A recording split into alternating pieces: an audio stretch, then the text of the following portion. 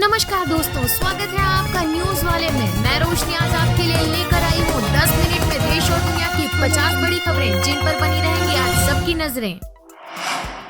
अंतर्राष्ट्रीय योग दिवस, प्रधानमंत्री और राष्ट्रपति ने किया योगासन। पीएम मोदी बोले योग वैश्विक सहयोग का पारस्परिक आधार बन रहा। पीएम मोदी ने 15,000 लोगों के साथ योगाभ्यास किया। आईटीबीपी जवानों ने बर्फ के बीच किया सूर्य नमस्कार। अंतर्राष्ट्रीय योग दिवस के मौके पर पूरे देश में लोगों के बीच उत्साह देखा गया। प्रधानमंत्री मोदी, राष्ट्रपति कोविंद से लेकर सेना के जवानों ने योगासन कर दुनिया में योग की ताकत का संदेश दिया। पीएम मोदी कर्नाटक के मैसूर पैलेस ग्राउंड में योग दिवस मनाने पहुंचे थे। उन्होंने करीब 15,000 लोगों के साथ योग किया। पीएम मोदी ने योग की शुरुआत ताड़ासन, त्रिकोणासन, भद्रासन जैसे आसनों से की। इस अवसर पर पीएम मोदी ने कहा कि योग अब वैश्विक पर्व बन गया है। यह पार्ट ऑफ लाइफ नहीं, वे ऑफ लाइफ बन गया है। जम्मू में सेना के जवानों के साथ कैनाइन वॉरियर्स ने किया योगासन।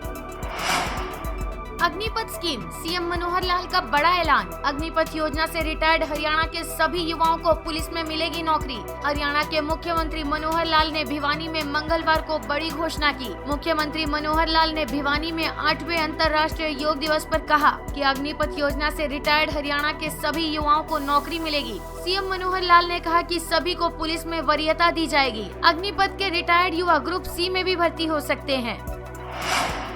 सुरक्षा बलों और आतंकियों के बीच पुलवामा में मुठभेड़, एक दहशतगर्द किया गया ढेर। खुद को घिरता देख आतंकियों ने सुरक्षा बलों पर फायरिंग कर दी। आतंकियों को सुरक्षा बलों की तरफ से मुंहतोड़ जवाब मिला। सुरक्षा बलों को यहां कुछ आतंकियों के छिपे होने की सूचना मिली थी, जिसके बाद सेना और पुलिस की संयुक्त टीम ने इलाके की घेराबंदी करना शुरू कर दिया। भारत अब डील ब्रेकर नहीं, डील मेकर बना, वाणिज्य मंत्री ने दिया बड़ा बयान। केंद्रीय मंत्री पीयूष गोयल ने कहा कि आज विश्व स्वीकार करता है कि भारत ने विश्व व्यापार संगठन में अन्य देशों की चिंताओं को ध्यान में रखते हुए अच्छे निर्णय लेने में अपनी नेतृत्व क्षमता का प्रदर्शन किया है। विभिन्न मुद्दों पर भारत की स्थिति तथ्यों, सच्चाई और संवेदनशीलता से समर्थित है। अग्निपथ स्कीम, उत्तराखंड में भारत बंद बेअसर, शांतिपूर्ण तरीके से प्रदर्शन। केंद्र सरकार की अग्निपथ योजना के विरोध में प्रस्तावित भारत बंद का देहरादून में कोई असर नहीं दिखा। हालांकि युवाओं ने शांतिपूर्ण तरीके से परेड मैदान से सचिवालय कूच कर प्रदर्शन किया, तो उक्रांद ने डीएम के माध्यम से प्रधानमंत्री को ज्ञापन भेजकर विरोध दर्ज किया। टीम इंडिया को इंग्लैंड के खिलाफ टेस्ट सीरीज से पहले बड़ा झटका लगा है। अनुभवी स्पिन गेंदबाज रविचंद्रन अश्विन कोरोना संक्रमित पाए गए हैं। इस कारण वो भारतीय टीम के साथ इंग्लैंड दौरे के लिए नहीं जा पाए। कोरोना प्रोटोकॉल का पालन करने के बाद ही वो जा सकेंगे। इंग्लैंड के खिलाफ 1 जुलाई से जो टेस्ट मैच खेला जाना है, वो कोरोना की वजह से ही रद्द हुआ। अग्निपथ हिंसा में 1,000 करोड़ की रेल संपत्ति तबाह, 12 लाख लोगों की यात्रा रुकी, 1.5 लाख यात्री फंसे, 70 करोड़ रुपए रिफंड करने पड़े। अग्निपथ योजना पर देश के कई हिस्सों में भारी बवाल मचा। इसमें ट्रेनों को सबसे ज्यादा निशाना बनाया गया। इससे रेलवे की संपत्ति और यात्रियों के लिए रिफंड को मिलाकर कुल 1,000 करोड़ से ज्यादा के नुकसान की आशंका है। यही नहीं, 12 लाख लोगों की यात्रा रद्द करनी पड़ी। 922 मेल एक्सप्रेस ट्रेनें रद्द हुई, 120 मेल ट्रेनें आंशिक रूप से रद्द हुई। 1.5 लाख यात्रियों को बीच रास्ते ट्रेन छोड़नी पड़ी। 5 लाख से ज्यादा पीएनआर रद्द हुए। करीब 70 करोड़ रुपए का यात्रियों को रिफंड दिया गया। इजराइल में बेनेट सरकार गिरेगी, पीएम नफ्ताली बेनेट की सरकार का टूटा गठबंधन। 3 साल में 5वीं बार होंगे चुनाव। इजराइल के प्रधानमंत्री नफ्ताली बेनेट की सरकार का गठबंधन टूट गया है। अब सरकार का गिरना तय है और जल्द ही चुनाव भी होंगे।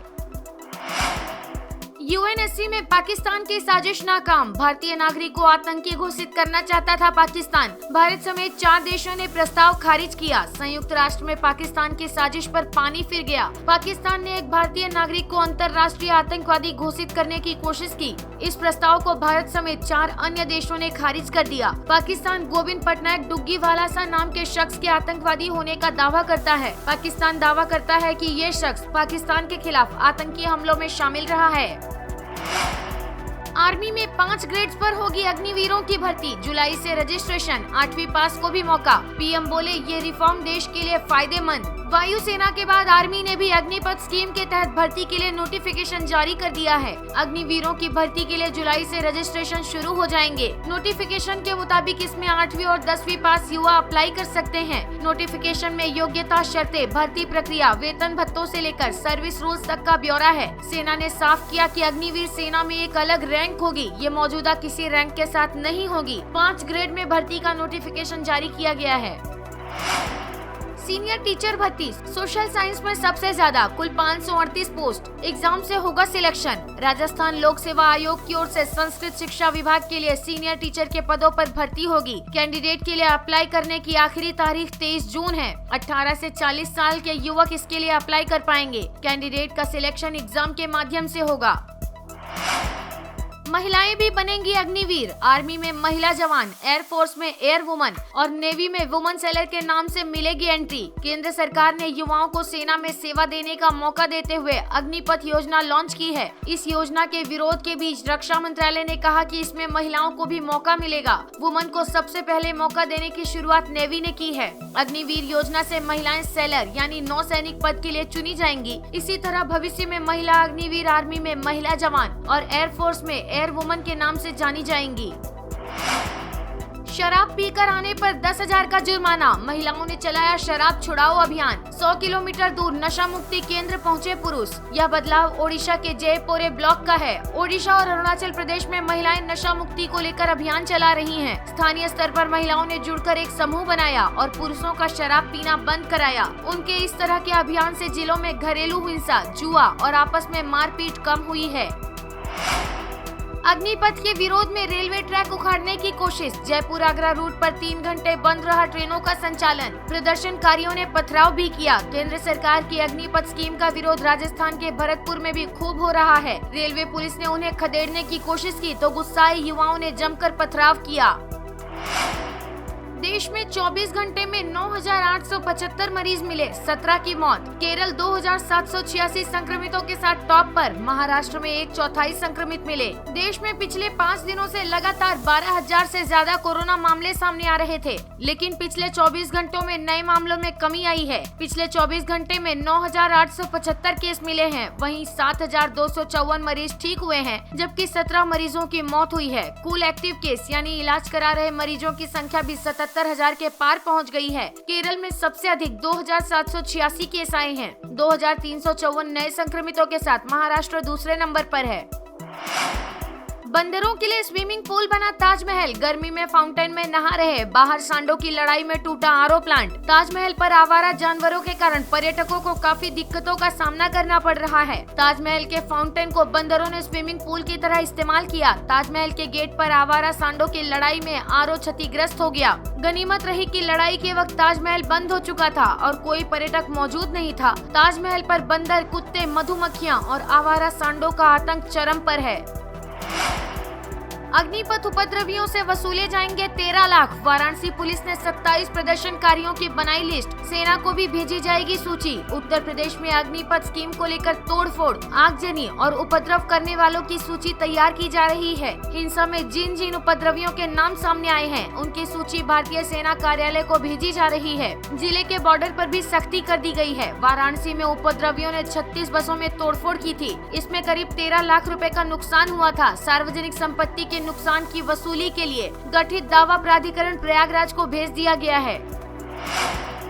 सोनिया गांधी हॉस्पिटल से डिस्चार्ज, 8 दिन बाद कोरोना से ठीक होकर घर लौटी Sonia Gandhi. National Herald case में 23 को ईडी के सामने पेश होंगी। कांग्रेस अध्यक्ष सोनिया गांधी अस्पताल से घर लौट आई हैं। उन्हें कोरोना से हुई परेशानियों की वजह से 12 जून को सर गंगाराम अस्पताल में भर्ती कराया गया था। 75 साल की सोनिया गांधी 2 जून को कोरोना संक्रमित हुई थी। कोरोना से उबरने के बाद सोनिया गांधी को सांस नली में संक्रमण हो गया था। मुकेश अंबानी की कंपनी रिलायंस इंडस्ट्रीज पर लगा भारी जुर्माना। सेबी ने प्रावधानों का उल्लंघन बताते हुए रिलायंस इंडस्ट्रीज और सावित्री पारेख एवं के सेतुरामन पर संयुक्त रूप से 30 लाख रुपए का जुर्माना लगाने का फैसला लिया है। सेबी ने मुकेश अंबानी के स्वामित्व वाली रिलायंस इंडस्ट्रीज लिमिटेड और 2 व्यक्तियों पर जियो फेसबुक सौदे के बारे में शेयर बाजारों को सीधे जानकारी नहीं देने पर 30 लाख रुपए का जुर्माना लगाया है। नजफगढ़ मंडी एसोसिएशन को दिल्ली जल बोर्ड की जमीन खाली करने का आदेश, 15 लाख निवासियों को मिलेगा लाभ। हाईकोर्ट ने नजफगढ़ मंडी एसोसिएशन को जल उपचार संयंत्र के निर्माण के लिए दिल्ली जल बोर्ड की जमीन खाली करने का आदेश दिया है। एसोसिएशन को उनके कब्जे वाली भूमि को खाली करने के लिए 6 हफ्ते का समय देते हुए कहा कि समयावधि किसी भी हालत में नहीं बढ़ेगी। उद्धव सरकार पर संकट, एकनाथ शिंदे 25 विधायकों के साथ गुजरात में, सीएम का फोन नहीं उठा रहे। संजय राउत ने कहा कोई भूकंप नहीं आने वाला। महाराष्ट्र की उद्धव ठाकरे सरकार पर संकट गहरा गया है। राज्य के कद्दावर मंत्री एकनाथ शिंदे 25 विधायकों के साथ गुजरात चले गए हैं। इनमें शिवसेना के 15 विधायक शामिल हैं, जबकि निर्दलीय और छोटी पार्टियों के 10 विधायक हैं। शिवसेना में लगातार हो रही उपेक्षा से शिंदे नाराज हैं। वे सोमवार शाम से ही मुख्यमंत्री उद्धव का फोन भी नहीं उठा रहे हैं। हालांकि संजय राउत ने दावा किया है कि शिंदे से संपर्क हो गया है। वीडियो पसंद आया हो तो लाइक, शेयर और सब्सक्राइब करना ना भूलें।